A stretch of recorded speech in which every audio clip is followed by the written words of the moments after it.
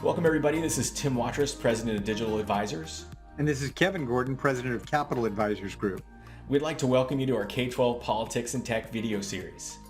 Our objective is to give you the absolute latest of what's going on in Sacramento that affects public school districts, obviously, and as well as all the technology stuff that's going on that's so vital to delivering for kids these days. And remember, if you find these videos useful, please take a moment to subscribe to the channel and share out over social media. You're our marketing team. We appreciate your support, and let's go ahead and get started. Welcome everybody, Tim Watrous, President of Digital Advisors, back with another episode of K-12 Politics and Tech. As always, Kevin Gordon, co-host of the show, is here. We're in Kevin's office this time. Live and together. Love it. Yeah, glad to be here. Up in town for the CASBO conference and the CAASA conference as well. Really nice to see a lot of folks. I know, Kevin, you had a chance to speak at the general session this morning, and I'm sure that went well. Yep, it was a good opportunity to talk about a lot of issues. We're going to get into some stuff that was actually happening as everybody was running around the conference. There's some news that's breaking on a few things, and we wanted to make sure that we got, all our superintendents, CBOs, and everybody else in the ed community up to speed on some of this stuff. Yeah. Well, it's fun running into folks live again, and we'll get started with one of the big topics, which is Biden released a proposed federal education budget for next year. We talked about what actually happened this year. It took all that time to pass. But Kevin, can you talk about some of the proposed education budget that Biden released this week? Yeah, just sort of the top line items. We did send out a nice summary that was done. So that, in fact, we did it literally like an hour after the president released it. I don't even think his press conference was over yet, but so that people could take a look at some of the major pieces. The thing that's, it's hard to get excited about, and Tim, you and I were talking about this before we started, that the president, remember, introduces a budget this time. He did a year ago.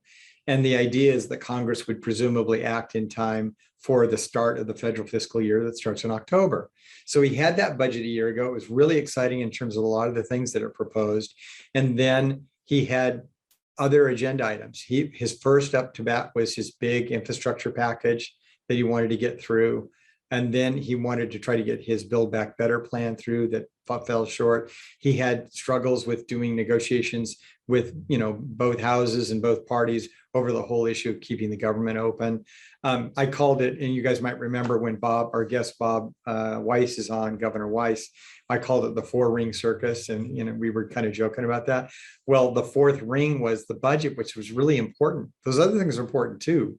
But it was important because if you remember, he wanted to triple Title I funding. He wanted to get to the national target that we've had for, a generation almost on IDEA funding, which would be this 40% share over multiple years. So he had a big old increase for that. And he just embarked on a lot of things, universal meals.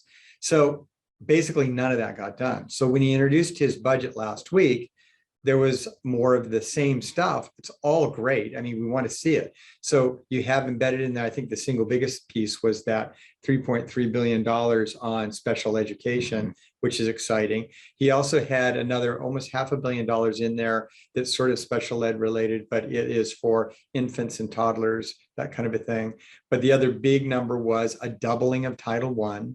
Very significant, because think about that when you're putting money either into special ed or Title I, that's ongoing permanent money for the districts that end up getting it. So really good priorities there. There were a couple of other things. He had the mental health or wellness kind of piece that was in there, and that was aimed at counselors and school psychologists.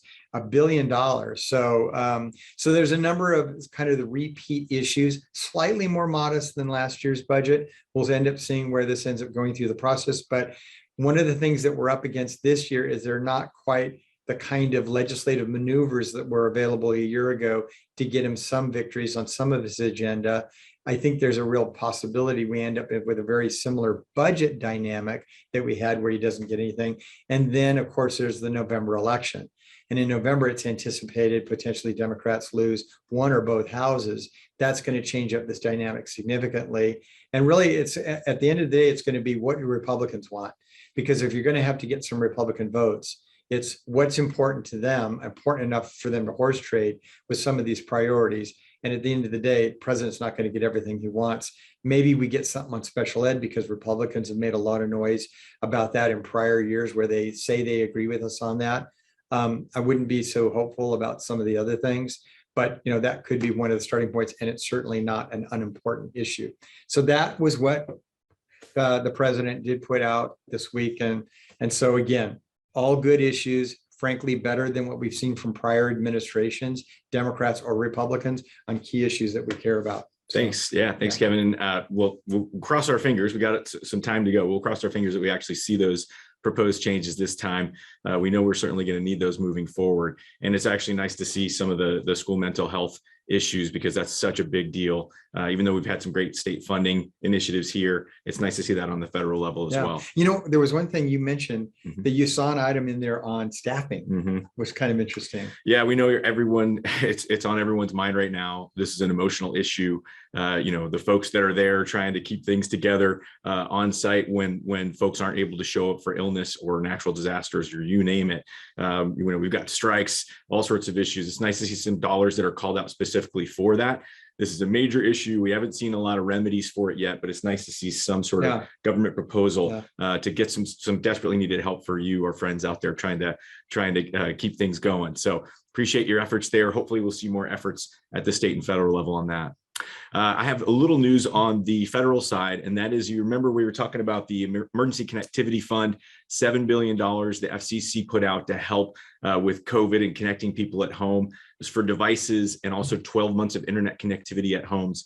About $6 billion of that was consumed. That left $1 billion that's still available. And the FCC is going to open a new window April 28th. It's going to close May 13th. So if you were almost there and you didn't get your application in, or you were thinking about it, but you didn't have time, this might be a little bit more doable, because you kind of heard about it and hopefully you have enough time to gather some data. It's not something where you just fill out a quick piece of paper and submit. You do have to do a little research to send in, but there's $1 billion that's waiting out there for folks to grab.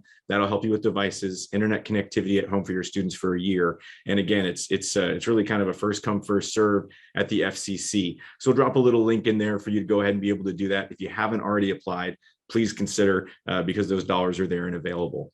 I want to talk, Kevin, last week we announced that the school meals was not funded or continued in the federal budget, which is a kind of a shock, I suppose, because we know how much people are relying on that. And I'd love to hear, there's an update. I'd love to hear about that from you. I mean, there were sort of a lot of name calling back in DC. One of the things the Republicans said is that Democrats didn't ask for it. They said the president didn't say that in that continuing resolution, if you will, there was a big $1.5 trillion package that Congress ended up passing as sort of the compromise budget package, but that in it didn't have the school meal extension in it. And that when people tried to put it in, Mitch McConnell, the minority leader of the US Senate, said, no, I'm not going for that. And it didn't make it in. So there was a lot of outrage because there was an assumption, particularly on the part of schools all across the country, that we would see that in. Now in California, the stakes are not quite as high because the governor is committed to this, but we always have to keep in mind that the governor was probably counting on it.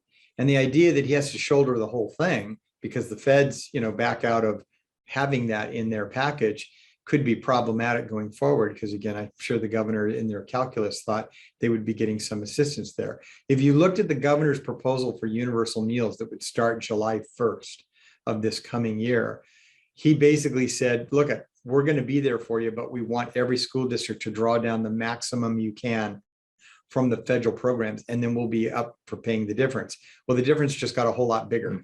So what happened just yesterday was U.S. Senator Debbie Stabenow introduced legislation, urgency in a sense, and she's joined by Susan Collins of Maine and Lisa Murkowski of Alaska, two Republicans. So there's a bipartisan effort now to actually get this through. And we think there could even be some other Republicans that might join in this. Remember that it was President Trump's Ag Secretary, Sonny Perdue, a Republican, of course, who was there to make the interpretations at the federal level all through COVID that we needed the help.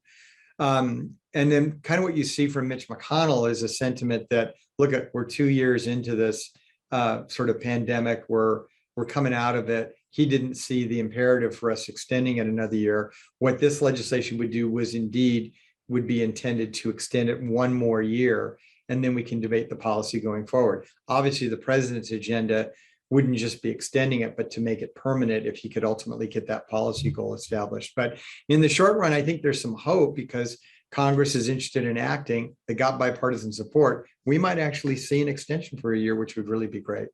Well, wonderful. Yeah, it was kind of a shock, like we said last week, that we didn't, or 2 weeks ago, that we didn't see that, in the budget. So it's nice to see there's some activity. And again, like you said, it's bipartisan, and that's critical these days to get anything done. So, so cross our fingers there. Eventually, we're going to run out of fingers to cross on this episode, I think. But cybersecurity is top of mind. We talk about it quite often. Most of the time, we're in our browsers. We're relying on our browsers to search the web, to manage our passwords. And, for a long time, Chrome was a sort of untouchable browser and everything was super safe, and Chrome would pay a bounty if anyone could get in. Well, they just announced last week that there was a major update that everyone who uses Chrome needs to go out and update their browser. There's something that occurred. They can't actually let people know because then more people could take advantage of it. But if you haven't updated your Chrome browser, and this also bleeds over to Microsoft Edge, they also announced the same thing. You need to go ahead and keep those browsers updated. And I guess what I'd like to urge here is when you're thinking about your digital health, like your cybersecurity health as an individual, and we all play a role in cybersecurity, having your passwords be managed by the browser is risky. It has been risky, and now it's more risky, right? So the browser will say, hey, do you want us to create a tough password? It seems like the right thing to do. If you talk to the top experts, they'll say a password manager is a better route. It's a tough world out there. I'm not saying you should have known any of this, but it is important to know that Chrome is in a bad spot. Please go ahead and update that. I know how many of you are Google ecosystem, Chrome ecosystem. And if you have been having Chrome manage your passwords, it's time to start thinking about using a password manager and relying less on the browser to do that tough work for you. Not great news, but I wanted to make sure everybody knew because it is actually important. I know, Kevin, last week we spoke about COVID legislation. That's a red hot topic for us. So can you give us the latest there? Yeah. And so one of the major things that happened this week was the decision by Assemblymember Buffy Wicks, who had her piece of legislation 1993, that would have required or mandated the vaccinations by employees and sort of implemented or enforced by Cal OSHA. And after a huge amount of activism by the business community, the California Business Roundtable, and other business interests, Assemblymember Wicks decided to pull her bill, which is sort of tantamount to announcing that she realizes she doesn't have the votes to move it forward. And I know she was disappointed by that, but that has implications for us as employers all across public education. So it kind of takes the pressure off of, I think, what many of you might have been anticipating, which was a mandate that was going to affect you in terms of what you have to do as an employer in terms of enforcing that amongst your employees. So that bill goes away now, and it kind of colors all of the debate about where some of the sort of tough on COVID mitigation stuff has been headed.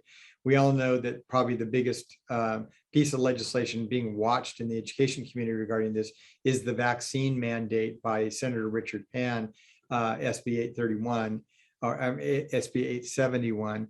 And that piece of legislation still has not been set for committee. But when you see sort of the action on the Buffy Wicks bill, and there are different politics here, but what I think the part that's similar is that the folks that are actually, kicking up sort of some dust over concerns on this legislation aren't so much the fringe anymore, that it's sort of bleeding into more moderate folks, moderate communities. We know I've been to several board meetings where I go to these board meetings, and there have been parents and families who have hung with the district all through mask mandates, the idea of vaccinations, the idea of everything that we've done to mitigate and protect kids, but they're actually just tired. I call it like COVID fatigue. Mm-hmm. And they're not sort of willing to fight the fight anymore, because I think part of it is because there seems to be a less imperative as we have caseloads dropping and all of those kind of dynamics, masks coming off, people's sentiment about this being an acute problem that we've got to jump on immediately has been sort of blunted a little bit. And so that's why you're seeing what's happening. So the question is, and probably the biggest controversy, of course, in the PAN bill is the elimination of the personal belief exemption. And I go to a lot of school districts where I hear a sentiment in some communities where they really want to see that maintained. They've communicated that to the legislature, but it just sort of thickens the plot with regard to all COVID politics in the state Capitol building, that the Buffy Wicks bill now is not going, and all eyes are on what might happen with Richard Pant. So we're watching it closely.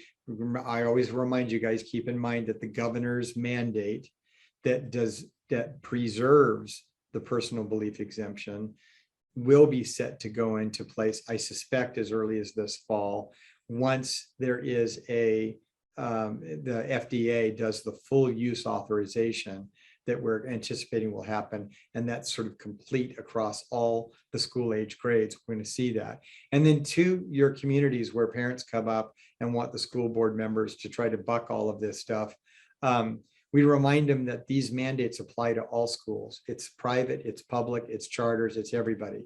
So, I mean, not that you want to sort of challenge somebody standing before you saying that they're going to pack it in and take their kids somewhere else, because homeschooling is always an option.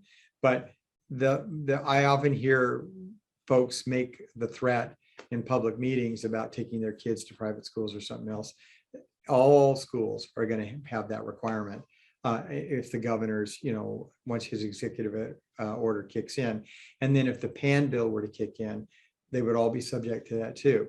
And so I'm not really sure what's happening, the Richard Pan bill, whether or not he would be amenable to take amendments in order to get this thing moving. But right now it's just not moving very far. So we're keeping our eye on that. Well, thanks for the update there, Kevin. And I'm sure there's a lot more to follow and report. We'll be digging into that on future episodes. I am very happy to report that I did receive my Raise the Base pin. And for those of you who haven't seen the last couple episodes, Kevin, just give everybody a quick reminder on what the Raise the Base campaign is about. Yeah, so the effort still to get support behind Assemblyman Al Marzouchi's bill, AB 1614, still moves onward. And remember, that bill could very much be part of a bigger budget play. The key is to raise base funding. We have an overwhelming amount of money that's either one time or it's restricted, and in many cases both.